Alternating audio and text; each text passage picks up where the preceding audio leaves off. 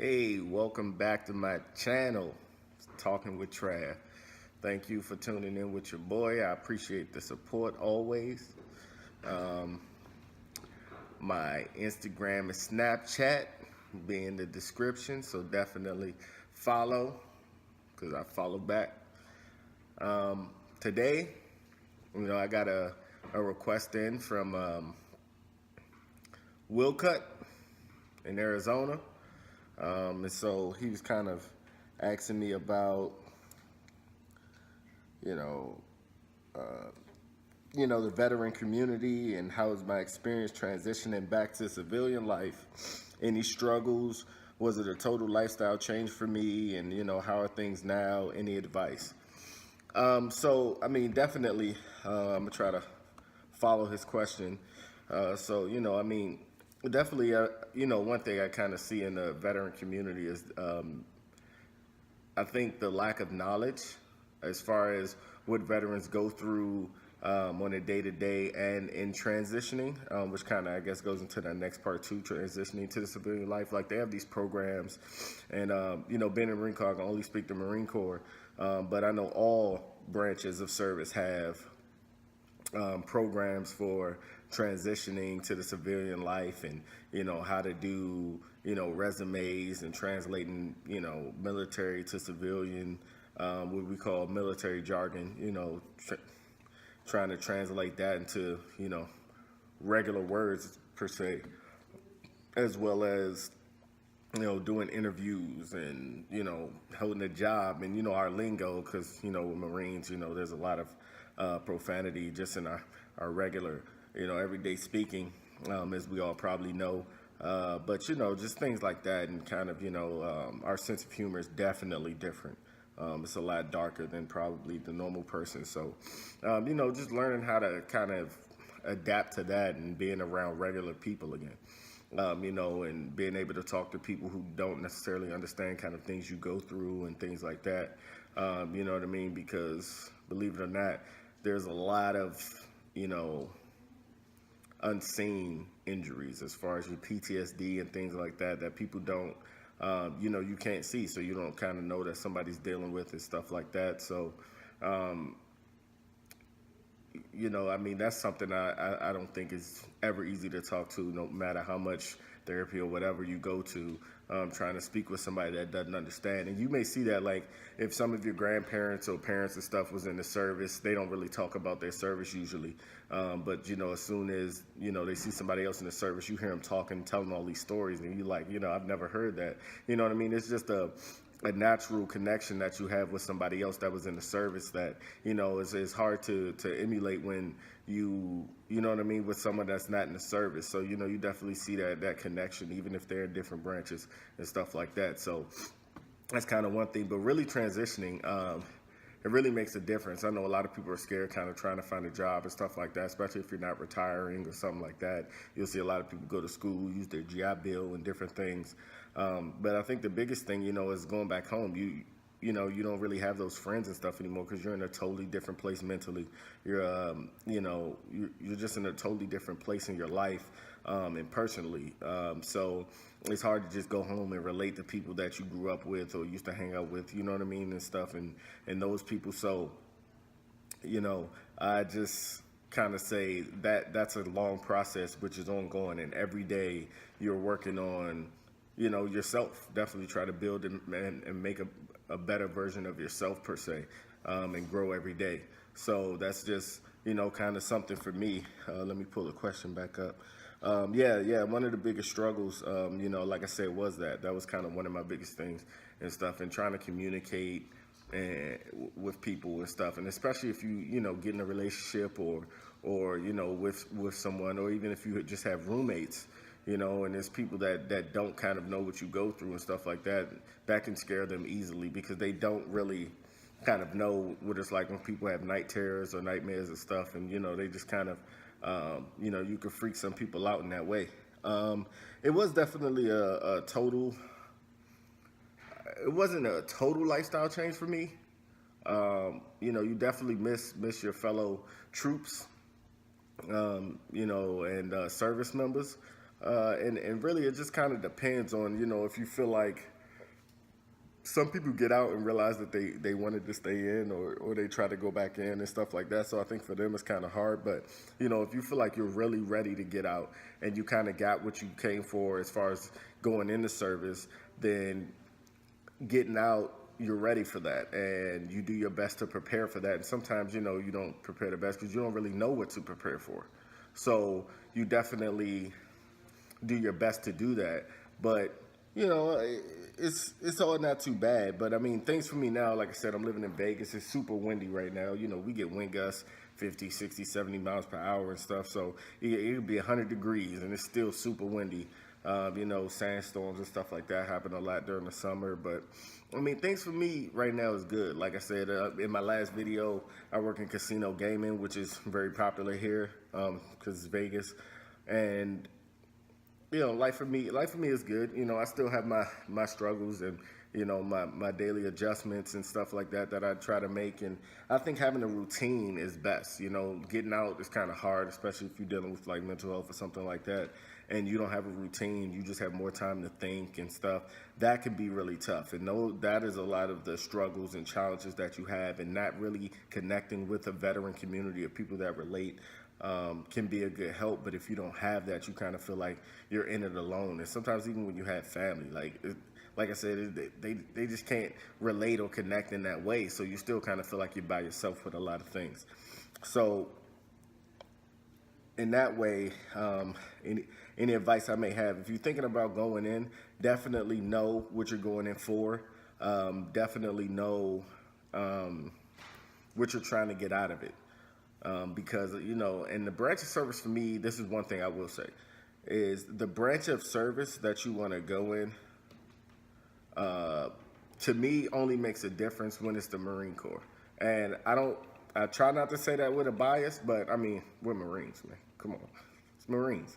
But the people who go into service, you can ask them, why you want to go into service? A lot of people be like, I want to go in, to go to school or the benefits, or they want a certain job. I want to go in to be a mechanic. I want to go in to learn to fly, which, you could fly helicopters in any branch. But really, if you want to, fly, let's say jet fighters or something, go Air Force. But for the most part, you can get any job in any service except medical, because the Marine Corps doesn't have their own medical, so you have to go Navy for that. But the Marine Corps is the only place you can go to be a Marine. You can go to any other branch for any job. If you say, oh, I want to be a mechanic, you can go to any branch to be a mechanic. You know what I'm saying? So, you can go to an 8-week boot camp in, the Air Force, or I believe the Army, the Navy is 8 weeks as well. I think the Army is 10 weeks. You all can correct me if I'm wrong in the comments. But I believe it's 10 weeks. I'm not 100% sure, so don't quote me. But the Marine Corps boot camp is 13 weeks. It's the toughest branch. You got to go through the crucible. You got to go through BFT. You got to go through all this stuff. So what I'm saying is, if you're trying to go to just learn a skill and, develop and, use something that you can use in the civilian world, you can do that anywhere. But the Marine Corps is the only place you can go to be a Marine. So if I ask you, why you want to join the service, you say to be a Marine. Then go to the Marine Corps, because that's the only place you can do it. But with that being said, that's kind of all I have as far as that. Now on to my next one. Actually, this comes from Brian out of Maryland. He kind of was asking me kind of my opinion on, the music industry and some of my favorite music. So, I mean, as far as the music industry, I feel like where we're going right now, we're kind of transitioning on a downward spiral. And I mean, I get it. Some people are like, you're older, you're used to the older music and stuff, so the new music you don't really like.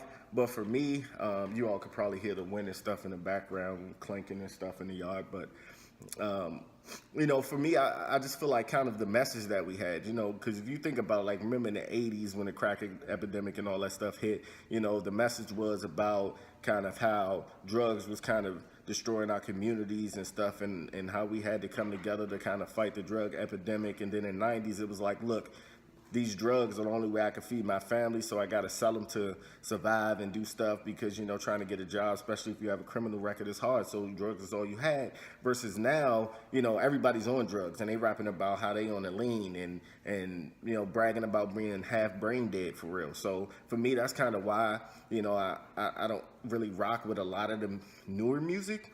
Obviously, you know, a lot of the comments you'll probably hear from, you know, older guys or, you know, people who grew up in the 90s listening to 90s rap and hip hop and stuff.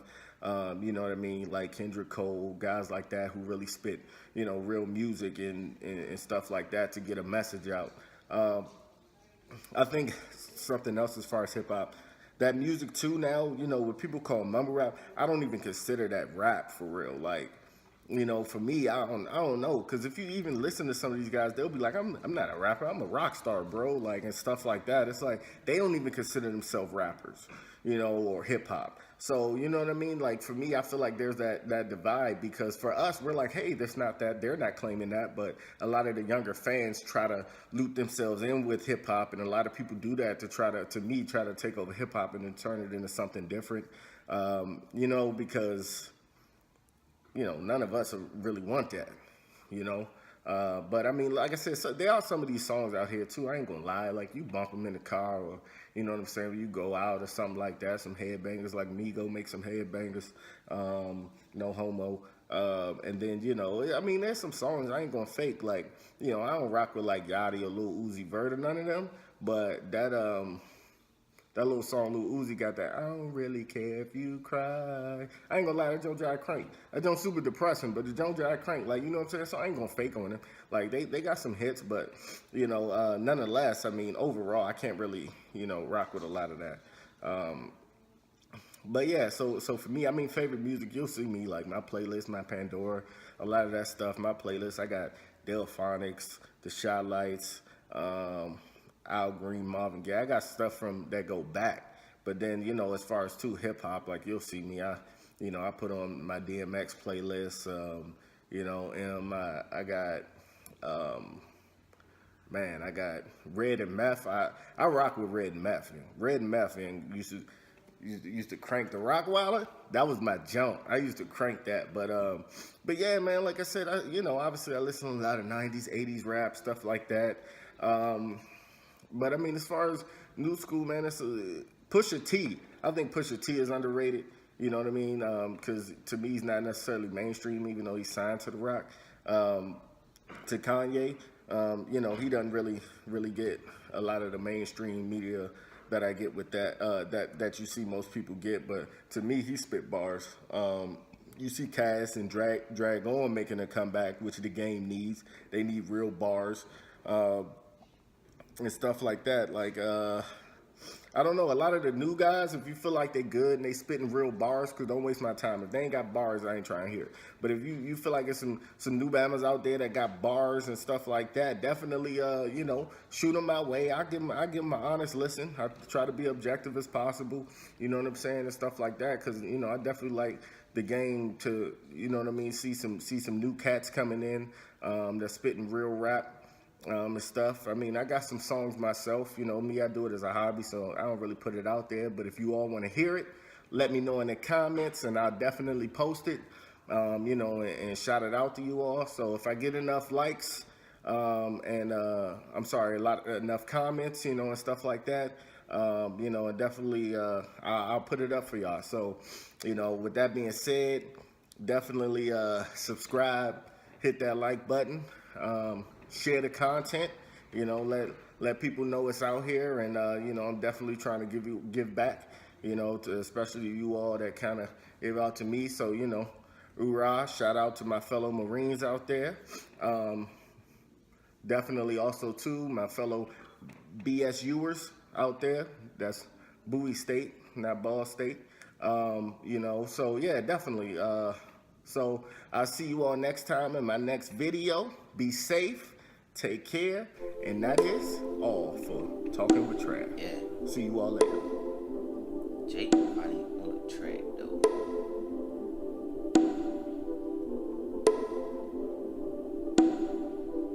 I guess you out.